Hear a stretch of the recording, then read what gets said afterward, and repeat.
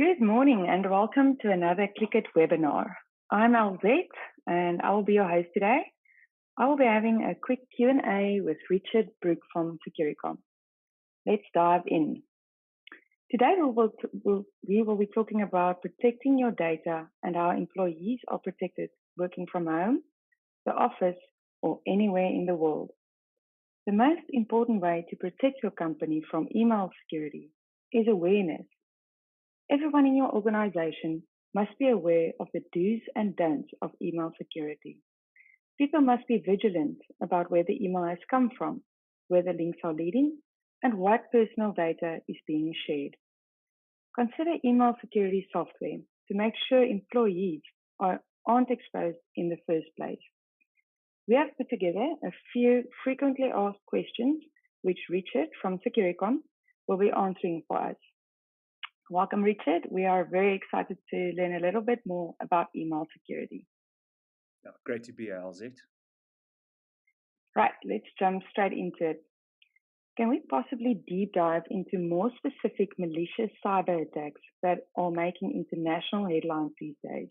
What are the three threats that stand out for you? Well, deep dive is a challenge, but I'd say the top three we are seeing and kind of being driven by the way in which we are forced to work at the moment. Hosting webinars with dogs in the background is quite fun. But I'd say the top three threats we're looking at right now is they're coming in via email. So you've got ransomware, phishing, and whaling. And I'll quickly deep talk around what these three are. So if you look at a phishing attack, and we're not talking about the type you do with your phishing rod, this is an email that's come in and it's a targeted attack against your business and your data, looking for the user to actually do something and make an action. When they take that action, typically a link inside an email, they'd click on that, would take them to the internet, and that could then potentially download malware. Also, people kind of know it as viruses. And that malware comes in the form of ransomware, where if it's executed on your machine, what that then does is it encrypts all your data, encrypts any data that machine is accessing at that time, even over the internet. And then they demand a ransom, typically in some sort of cryptocurrency, to give you a key or a passphrase in order to then decrypt your data. And the third one, as I said, was whaling. Whaling is really just a more advanced and more targeted phishing attack, whereby it's targeting typically C-level individuals and people that have access to the business's cash. So those are the top three that we're seeing a lot of at the moment: phishing, whaling, and then obviously ransomware as a result of these attacks. Okay, great. Is email security, however, enough to protect your network from malicious attacks? You can never have enough security.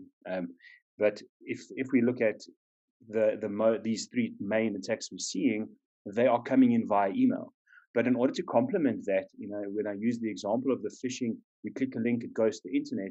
We strongly recommend that customers have more than just email security, and we should be looking at targeting your three vectors. Okay, and when we talk vectors in the security world, we talk about the three ways in which we can get your data out of your environment. So email is definitely one of them. The second would be web security. So that would be in the form of either software, cloud services, or firewalling. And the third would then be endpoint protection of some sort.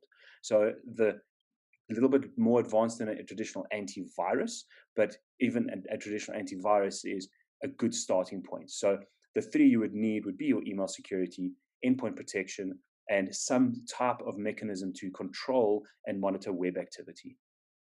Okay. And how does Securicom protect customers against malicious threats? Well, as Securicom, we provide end-to-end managed security for our customers and our partners' customers. And that really, when we have a conversation with customers, we recommend they start with those three vectors I've just mentioned: email, endpoint, and web. And then we actually go on a journey with those customers to say, let's understand what else have you got exposed. And it's not only the internet, it also, what are your users being exposed to, and how can we help them protect you from themselves?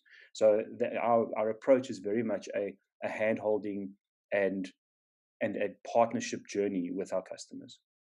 Very interactive. What are the solutions that Securicom provides to protect us from malicious threats? So I think today we're talking mostly around email. So I'm going to kind of dive a bit more into that because I think it's really interesting, and because it's the main vector to get people to do something that they shouldn't be doing through phishing attacks. We have two solutions. It's part of the same bundle, but we have our ePurifier suite, which includes secure email gateway services, which is your traditional anti-spam, antivirus, anti-malware, email content control. We complement that with our advanced threat protection mechanisms, which actually look at the physical email, the components of these emails coming in, and we remove the nasty stuff and deliver the cool stuff, or the safe stuff. And then we take that and we add on top of that our Mail Vault service, which is our locally hosted email archiving service. And is this archiving solution provided POPI compliant? Yeah, it's not really possible to be POPI compliant, but you should be aligned to POPI. So POPIA, as they call it now, is Protection of Personal Information Act. And what we've done is we've aligned our platform and the security controls and the way in which we store and manage your customer data within Mail Vault to align to both POPIA as well as the Global Data Protection Regulation, which is GDPR, which runs out of Europe. And by aligning to that and ensuring that that customer data remains within the borders of the country in geographic redundant data centers, we provide that customer with that peace of mind that your personal information that's stored within your email, within our archive, is not going to end up on the internet. Fantastic. Can data in the archive be used for forensic investigations and be produced as evidence in a court of law? Certainly, yes. Our email archive service, Mail Vault, has been in the cloud and has been delivering services to customers now for more than 12 years. And we've had multiple instances where customers, as well as us internally, have required to use email data recovered from this archive. And it is very much admissible with full chain of custody and proof that it is an unaltered form of that email as we received it. Wow. And should a client be interested in these solutions, which email configuration type will be able to have email archiving set up? Well, we can pretty much archive email for any customer, any size customer. The only requirement is that that customer would have to have their own email domain. So if you're using Gmail or Yahoo or any of those above, unfortunately, we cannot assist. But once you've got a proper domain, so mycompany.net or mycompany.com, then we can assist you and we can do email archiving as well as email security. And it doesn't really matter what platform you have in the background providing those services. Okay, great. Is there a minimum number of users that's required to sign up? Yeah, so we typically would look at a 10 user minimum sign up, but there is no maximum, which is great news. And yeah, as I said, works for most any size business. Okay. And the archiving service includes additional email security. Why would a company need more protection than what's already provided by, for example, Office 365 or Google? That's a sticky question, hey? And one I'm not a big fan of answering, but I'll do it anyway, just because I like you. When we look at those platforms, there's inherently nothing wrong with them. If we look at a Microsoft 365, also known as Office 365, a G Suite, and the likes, the challenge is that those platforms are very easy to gain access to and get accounts on them, okay? Because they're made for that consumption model. So I can put my hacker hat on. If I want to hack you, I can very easily go create a Microsoft 365 tenant. I can subscribe to their security. I can configure that security in the most optimal way. I can do the same with Google. I can do the same with any other cloud service. But once I've got that, I've now, as a hacker, got access to the same security that you have. What I'm then able to do is craft a specific attack into that cloud, and using that attack, I can now evade those securities because I can test my attack. And then go and I can go and hit you and I can get your money, get your data, and infect you with ransomware, for example. So where we really come into play is that we give that additional layer of security. Not for a second do we want to replace those controls, because as I said previously in the same call, you can never have too much security. So what we're saying is, hey, guys, let's put something for you in front of that. The technologies that we use within ePurifier are complementary to any existing security you have. And we've crafted in a specific way with a number of proprietary tools and proprietary technologies that we physically own and have developed in-house. And this gives you a really good advantage against these attackers, because if they're crafting attacks against where your mail is hosted, you want something in front to be able to at least try and stop that before it gets to that platform. So that's really the conversation we have from a security standpoint. From an archiving standpoint, because a lot of these cloud services also provide archiving platforms, the approach we take there is, do you really want everything in one place?